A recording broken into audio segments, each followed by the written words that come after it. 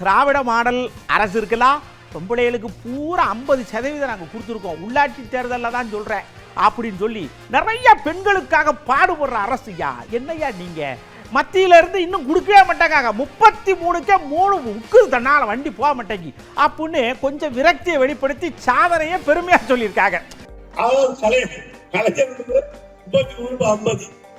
பெண்கள் தான் கொடுத்திருக்கோம், வேற எந்த நாட்டிலையும் கிடையாது. பஞ்சாயத்து தலைவரா இங்கதான் வரலாம். இப்போ எங்களுடைய லட்சியம் சட்டமன்றத்திலும் பாதி 50% பெண்கள் தான் இருக்க வேண்டும்.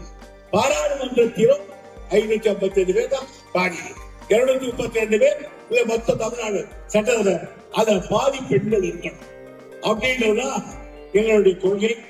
அதையும் நிறைவேற்ற வேண்டும் என்று நாங்கள் கருதி கொண்டிருக்கிறோம். அதுக்கு மத்திய சர்க்கார் ஒத்துழைக்க வேண்டும். பெண்களுடைய முன்னேற்றம் தான் நாட்டினுடைய முன்னேற்றம்.